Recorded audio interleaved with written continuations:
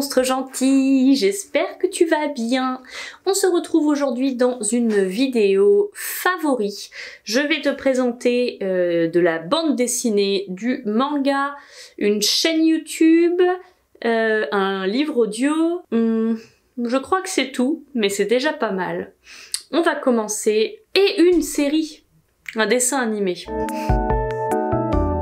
Je suis une super fan de Wakfu, des studios Ankama. Je suis tellement fan de Wakfu que j'ai même un tatouage de Rubilax sur le bras. Et il y a actuellement la saison 4 qui sort.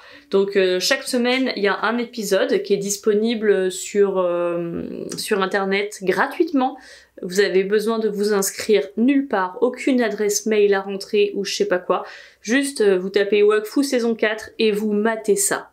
Si vous n'avez pas vu les 3 premières saisons, bah évidemment je vous conseille de les regarder. C'est super cool parce que les studios Ankama, ils sont français et franchement avoir des dessins animés de cette qualité, que ce soit en termes de dessin, en termes de scénario, d'animation, en France, c'est vraiment hyper cool. Et si vous connaissez déjà Wakfu et que vous avez envie de profiter encore un petit peu plus de l'univers de Wakfu et que vous ne les avez pas lus, je vous invite vraiment à lire les histoires, là, les 4 tomes de Ogrest, parce que en plus d'être extrêmement bien dessinée, l'histoire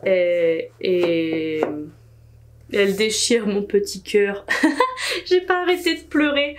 Et on en apprend plus sur Ogrest, qui est un personnage important dans le lore de Wakfu. On découvre un petit peu plus sa jeunesse et comment il en est venu à devenir le méchant Ogrest, quoi. Qui a failli détruire le monde.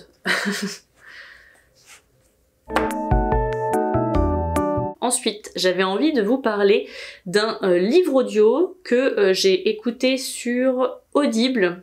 Alors je suis abonnée à Audible. Je sais que c'est Amazon, mais bon, il y avait une offre pour un abonnement et j'écoute énormément de podcasts et de livres audio. Et ça valait grave le coup. Alors j'ai un crédit par mois, ce qui veut dire que je peux écouter un livre audio par mois dans le forfait que j'ai. Et en fait, j'ai écouté un livre qui s'appelle La Geste du 6e Royaume. Donc celui-ci, il était gratuit avec l'abonnement, c'est pour ça que je l'ai écouté. C'est de la fantasy dans un univers médiéval, donc pile poil ma cam. J'avais pas énormément d'attentes parce que j'en avais jamais entendu parler. Et en fait, j'ai adoré ce premier livre audio. Ce qui fait que j'ai dépensé un crédit pour m'acheter le deuxième, que j'ai également déjà écouté. Je l'ai, binge écouté. En une semaine, paf, c'était réglé. Si vous aimez la fantasy et que vous aimez vraiment les basiques qu'on retrouve en fantasy, les elfes, les nains, les grandes batailles, les pouvoirs magiques, les destins, les héros, bref. Vous allez forcément apprécier ces 2 bouquins qui s'écoutent très facilement. Ces 2 livres ont été écrits par Adrien Thomas et j'adore la voix qui les lit. C'est Nicolas Justamont. C'est la même personne qui a lu Les Sorceleurs, que j'ai également écouté. Et j'aime beaucoup ce... comment on appelle ça? Ce conteur. Donc si vous avez Audible, je vous conseille d'écouter le premier tome, donc La Geste du 6e Royaume de Adrien Thomas. Et si ça vous plaît, peut-être que vous écouterez le deuxième, La Maison des Mages. Ce qui est sympa, c'est que le deuxième tome se passe complètement à une autre époque et avec des tout nouveaux personnages. Donc au début, j'étais un peu déçue de pas retrouver les personnages. Vous savez, quand on aime bien des persos, on a envie de les retrouver. Mais finalement, j'ai kiffé pareil le deuxième. Dans les 2 tomes, j'ai été un peu triste de voir décéder des personnages que j'appréciais.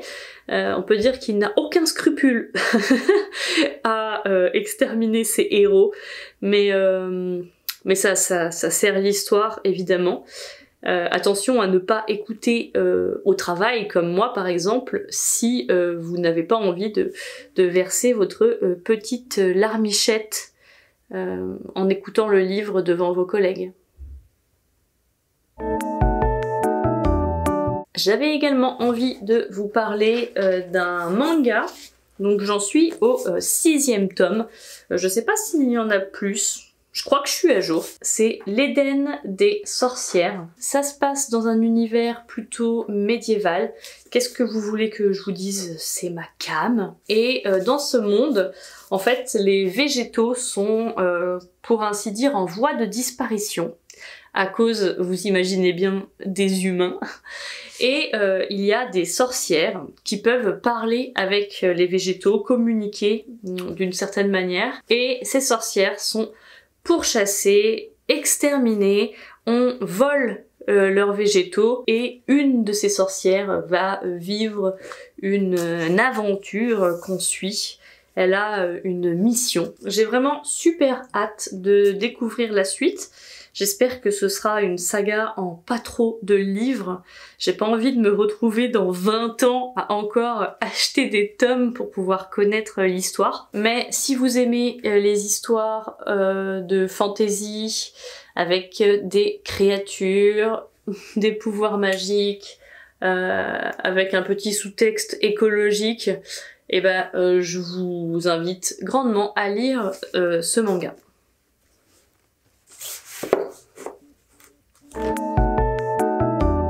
Vous n'êtes pas sans savoir que Netflix a sorti une adaptation live-action de Avatar, le dernier maître de l'air, qui est un dessin animé que j'aime par-dessus tout. C'est peut-être mon dessin animé préféré. Je pense pas avoir besoin de vous le présenter, c'est sorti il y a 1 million d'années. La suite, avec les aventures de Korra, qui se passe des années plus tard, c'est trop bien également. J'ai pas du tout regardé encore la série sur Netflix. Pitié, pitié, faites que ce ne soit pas un massacre, comme ils ont un petit peu massacré la saga du sorceleur. Mais bon, si vous aimez Avatar, que vous avez vu Avatar, le dernier maître de l'air et les aventures de Korra, il y a le comics Avatar qui se passe entre ces 2 dessins animés où on va découvrir comment la paix va être ramenée par Aang et ses amis. Et surtout, si vous vous demandez qu'est-ce qu'est devenue la maman de Zuko, et vous saurez ce qu'est devenue la maman de Zuko dans ces comics. C'est plutôt un comics jeunesse, donc c'est plutôt simple dans l'écriture, ça se lit extrêmement vite. Si vous aimez Avatar, le dernier maître de l'air, vous vous êtes sûrement déjà demandé quelle maîtrise vous correspondrait, de quelle nation vous pourriez faire partie. Moi, j'avoue que j'adorerais avoir les pouvoirs des maîtres de la terre, parce que tof. Si vous avez regardé, vous comprenez. D'ailleurs, si vous voulez affirmer votre personnalité et montrer au monde de quelle nation vous appartenez, j'ai créé des pins Avatar. Ils sont pas encore disponibles sur ma boutique parce que j'avais envie de sortir d'autres produits en même temps. Mais si jamais vous désirez vraiment un pins, n'hésitez pas à m'écrire via le formulaire sur mon site ou via Instagram et je pourrais vous envoyer votre petit pins. J'ai un dernier livre à vous présenter, c'est une bande dessinée, Rébis, ou Rebis, non je pense que c'est Rébis, ça sonne beaucoup mieux. C'est une histoire qui se passe à une époque, devinez, plutôt médiévale. Il y a de la magie, il y a des sorcières, bref. vous avez compris ce que j'aime, si jamais vous voulez m'offrir des cadeaux. Non, mais en vrai, si vous voulez me faire des suggestions de séries, de livres, de bandes dessinées, vous avez à peu près compris ce que j'aime. Donc n'hésitez pas à me faire vos suggestions, vos favoris. Je serais super contente de découvrir de nouvelles choses, vraiment. Alors c'est l'histoire d'un petit garçon qui naît différent des autres et sa différence va lui amener pas mal de problèmes et beaucoup de rejets.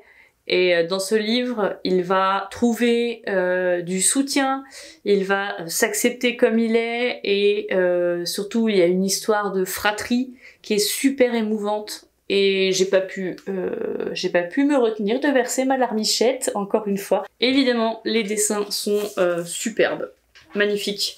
Parfois, dans les bandes dessinées, les couvertures sont sublimes, et ensuite, quand on regarde à l'intérieur, c'est moche. Là, c'est pas du tout le cas.